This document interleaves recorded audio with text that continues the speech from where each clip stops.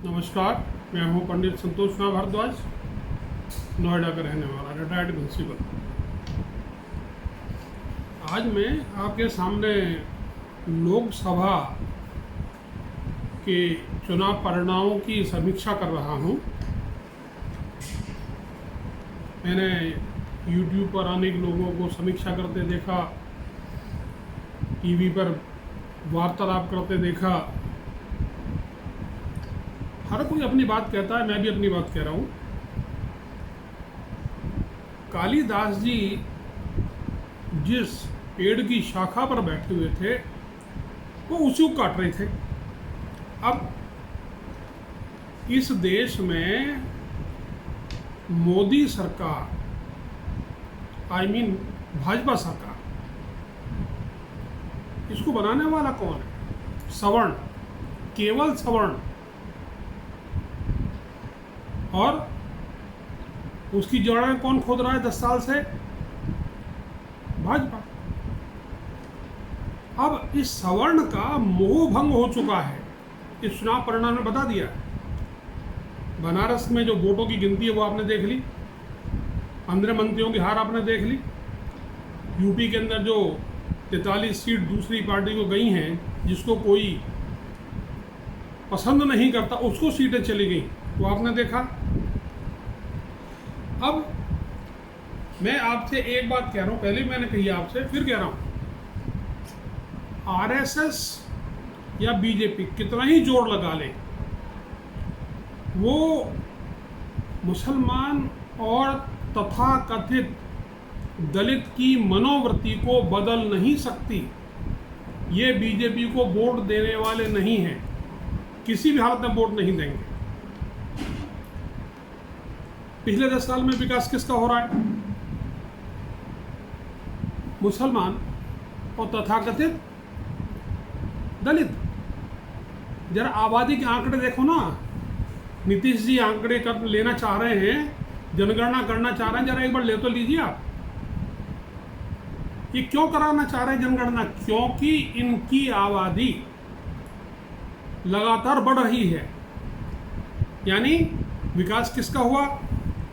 कोविंद, अबुल कलाम, मुर्मू, मोदी, नीतीश, खड़गे, माया, स्टालिन, बहुत लंबी लिस्ट है। आप भी जानते हैं, मैं भी जानता हूं। अब जो भी सीट भारतीय जनता पार्टी को मिली है, उसके पीछे कौन है, क्या है? इतनी सीटें इसलिए मिल गई कि एक बयान दे दिया गया लोकसभा प्रत्याशी के द्वारा अयोध्या में कि संविधान बदला जा रहा है। भाई, संविधान में क्या बदला जा रहा है? आरक्षण नीति और यूनिफॉर्म सिविल कोड। अब इसको कांग्रेस ने मुद्दा बना लिया। कहा जा रहा है भाई इस बयान की वजह से बीजेपी को कम सीट मिली। मेरा मानना है इस बयान की वजह से ही जो सीट मिल गई। अगर लोगों को ये कंफर्म हो जाता कि मोदी की गारंटी है, क्या गारंटी है? आरक्षण रहेगा, बहुत बुरी हालत होती। अभी आगे चुनाव में देख लीजिएगा। सवर्ण, मध्यम वर्ग, सरकारी कर्मचारी, बुजुर्ग और पेंशनर, इनकी गलत नीतियों से त्रस्त हैं, तंग हो चुके हैं, महंगाई की मार झेल नहीं पा रहे हैं। पेंशन बढ़ी नहीं है पेंशनर की, और महंगाई मुंह फाड़े खड़े। आपने आर्मी वालों को तो वन रैंक पेंशन दे दिया। भाई, हमारी भी सोच लो। रिटायर हुए 12 साल हो गए, वही पेंशन है। अब आप क्या कर रहे हैं? मुफ्त का अनाज, मकान, गैस, सम्मान राशि, हॉस्टल में खाने पीने का 1/4 बिल, फीस में छूट, शादी फ्री, छूट नहीं पूरा फ्री, शादी ब्याह में सहायता राशि, और भाई सम्मान निधि। ये रिश्वत नहीं तो क्या है? आप तो वोट खरीद रहे हैं ना। जब मुफ्त में सब कुछ मिलेगा तो कमाने की जरूरत कहाँ रह जाएगी? जो थोड़ा बहुत कमाते थे वो दारू की भेंट चढ़ जाता है। हर गांव में आपने बिजली, पानी, शौचालय की सुविधा की डी हाँकी। अगर आपको ग्राउंड रियलिटी देखनी है, नोएडा आइए, मैं दिखाऊंगा आपको। यहाँ पीने का पानी, साफ पानी तक नसीब नहीं है। 3-3 दिन पानी बंद हो जाता है। आज यहाँ पाइप फट गई, आज वहाँ पाइप फट गई। भाई पाइप कैसे फट गई, नक्शा नहीं है तुम्हारे पास? जब तुमने खुदाई की थी, बुलडोजर चलाया था जब तुमने, और पोल पट्टी जब खुली, जब वो पीने के पानी की लाइन गंदे पानी के बगल में जा रही है, उसके वॉल में गंदा पानी भरा हुआ, नाले का सड़ा हुआ पानी। पानी इतना गंदा है कि आप इससे ना तो नहा सकते ना धो सकते, पीने की तो छोड़ दीजिए। आप आरओ लगाना पड़ेगा। मुझे इस महीने 6-6 घंटे मोटर चला के गुजारा करना पड़ा है। आप सोचिए, 2 आदमी घर में, अगर एक तो गेस्ट आ जाए तो क्या बुरी हालत होगी। अब घरों में मीटर नहीं लगे हुए, अंधाधुंध पानी बहाते हैं लोग, पानी का दबाव है ही नहीं, पहली मंजिल दूसरी मंजिल जाता ही नहीं। अब पेमेंट की बात, भाई बिल तो लेना ही है इनको, पानी दो ना दो बिल तो देना पड़ेगा। बिल कैसे दोगे? ऑनलाइन पेमेंट करो। अरे जब तुम्हारी साइट ही बंद पड़ी है तो बिल कहाँ से दूंगा? ऑफिस जाता हूँ तो क्लर्क सीट पे नहीं होता है तो कहता है साइट बंद है, बिल कहाँ से इशू करूँ? पहले बैंक में जाते चालान लेके जमा कराते थे, वो भी बंद कर दिया इन्होंने। टाइम से बिल जमा कराए, फिर भी 2000 रुपये का जुर्माना ठोक दिए। ये बुजुर्गों के साथ न्याय हो रहा है ये। अब बिजली के मीटर जब चाहे अपने मन से बदल देते हैं। भाई चाइनीज मीटर तुमने लगाया था, अब तुम नया मीटर, मैंने कहा था तुमसे मीटर लगाने का, 6-6.5 हज़ार रुपये वसूल कर लिए मेरे से। किस बात के भाई? कहा था कि प्रीपेड मीटर लगाएंगे, प्रीपेड मीटर के बजाय वही मीटर लगा दिए पहले जैसा। आप शिकायत करें, किससे करेंगे? आप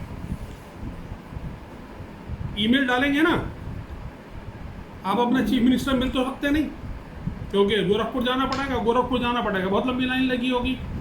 लाइन में आपका नंबर आएगा तो सही, 4 बार आप दे चुके शिकायत, मगर कार्रवाई कुछ नहीं हुई। आपके मकान का पैसा आज तक ना तो आपको मिला और ना ही मिलने की उम्मीद है।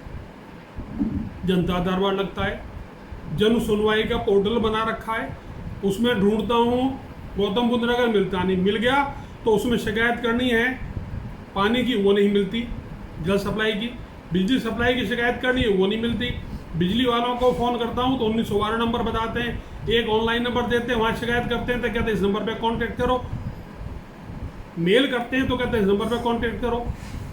2-2 दिन बिजली घर के कर्मचारी कंप्लेंट अटेंड नहीं करते हैं।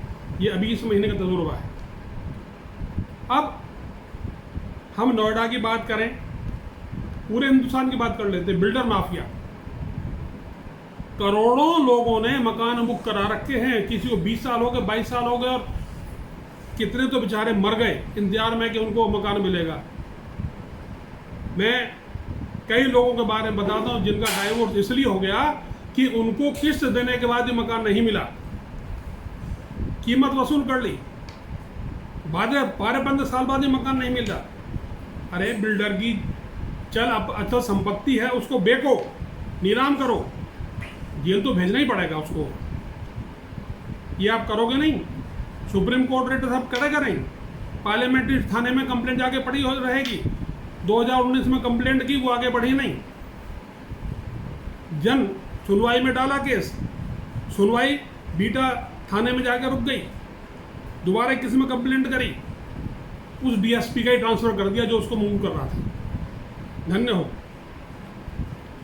अब कानून आप नहीं बनाएंगे, क्यों? बिल्डर माफिया है, पूरी कीमत वसूल कर लेते हैं। क्यों कर लेते हो भाई? मकान बना के खड़ा करो, उसके बाद ग्राहक को देखने दो, पैसा लेते हो, रजिस्ट्री करो ऑन द स्पॉट, क्यों नहीं करते हो? अब आपने अग्निवीर स्कीम लगा दी, क्यों? अग्निवीर में तो सवर्ण का ही लड़का जाता है ना, या तो बेचारा बाहर जाकर नौकरी ढूंढेगा, विदेशों में मजदूरी करेगा, पढ़ लिख के MA PhD करके भी। यहाँ तो नौकरी मिलेगी नहीं, क्योंकि यहाँ तो आपने आरक्षण लगा रखा है। उस अग्निवीर में क्योंकि सवर्ण जाता था, वहाँ भी आपने फिक्स कर दिया, 4 साल बाद निकाल दोगे। धन्य हो महाराज। अब किसानों के लिए आपने कानून बना डाला, जमीन अंबानी को और अडानी को लीज कर दो। क्यों कर दो भाई? अरे कानून बनाना है तो ऐसा कानून बनाओ कि जिसके पास 50 बीघे से ज़्यादा ज़मीन है, माने 5 हेक्टेयर से ज़्यादा ज़मीन है, वो इनकम टैक्स दे किसान। वो नहीं बनाओगे आप, वो नहीं बनना आपसे।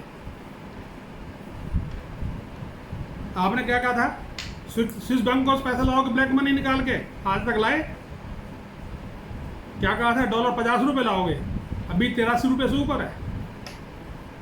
चलो छोड़ो दूर की बात, आप जहाँ रहते हो वो एरिया एनडीएमसी का है। उस एनडीएमसी एरिया में 100 से ऊपर स्कूल थे, आज जरा गिन के देखो कितने रह गए।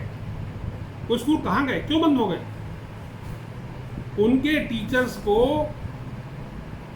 आज तक शिव संकलन स्केल्स नहीं दिए गए, उनका कानूनी हक है।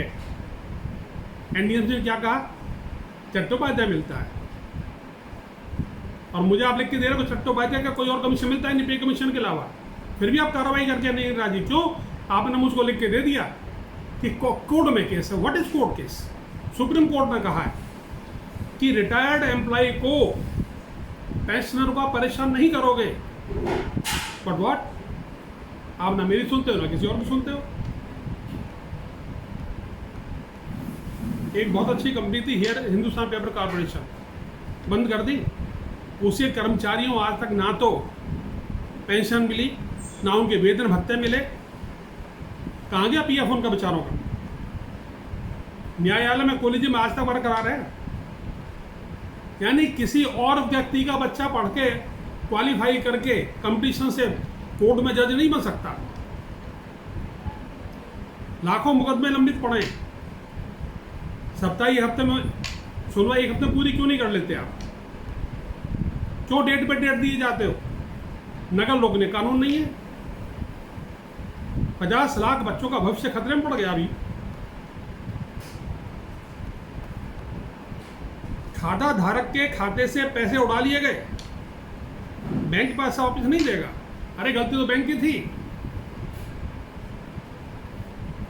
बैंक अपनी गलती नहीं मानता, सरकारी बैंक है ना। और भाई आप क्या करते हो? हमें तो एक पेंशन नहीं देते, और आप एमएलए, काउंसलर, एमपी, मंत्री, प्रधानमंत्री, राष्ट्रपति को 5-6 पेंशन दिए जा रहे हो। अरे काहे का न्याय है ये? काउंसलर, एमएलए, एमपी, मंत्री, प्रधानमंत्री, राष्ट्रपति जेल जाए तो भी चुनाव लड़ ले, और सरकारी नौकरी, सरकारी कर्मचारी को एक बार जेल हो जाए, सस्पेंड हो जाए तो दोबारा नौकरी नहीं दोगे उसको।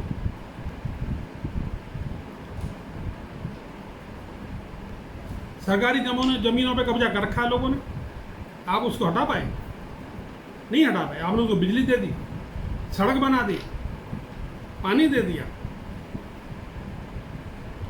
और सारी सुविधाएं देते हो आप उसको। ये भी तो देख लो वो कौन है, कहाँ से आया है। मकान बना के दोगे, गैस का सिलेंडर दोगे, उसकी लड़की की शादी होगी वहाँ दहेज दोगे।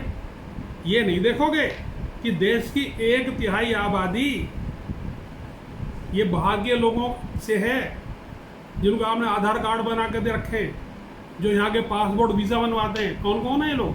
बांग्लादेशी हैं, पाकिस्तानी हैं, रोहिंग्या हैं, श्रीलंका के निवासी हैं, नेपाली हैं। इन्हें सुविधा दिए जाओ और सवर्ण की जेब काटे जाओ, गर्दन काटे जाओ। आपकी इन हरकतों की वजह से प्रॉपर्टी मार्केट डूब गई। जो लागत है मकान की वो नहीं निकल पा रही आजकल, बेचने जाएं तो। आपने इनकम टैक्स रेंज क्यों नहीं बढ़ाई भाई? क्या गुनाह कर रखा है सरकारी कर्मचारी ने? वो महंगाई के नीचे दबता रहे, इनकम टैक्स भी देगा वो, उसकी तो एक एक पाई का हिसाब आपके पास है। आपने आधार कार्ड ले रखा है उससे, आपने उसका पैन कार्ड लिंक कर रखा है। उस पैन कार्ड को आप वोटर आईडी कार्ड से लिंक क्यों नहीं करते, और दस्तावेजों से लिंक क्यों नहीं करते, जो हराम का लोग पैसा खाए जा रहे हैं? चलो छोड़ो, डीए के पूरी किस्त खा गए आप। अरे उस कोरोना में क्या हमने सफ़र नहीं किया? हम नहीं तड़पे? आपने तो बोर्ड 8वें वेतन आयोग में भी रोक लगा दी।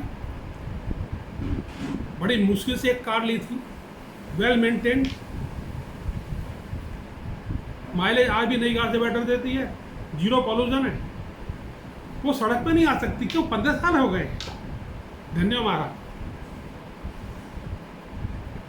आना फिर वोट लेने के लिए, देखेंगे। नमस्कार।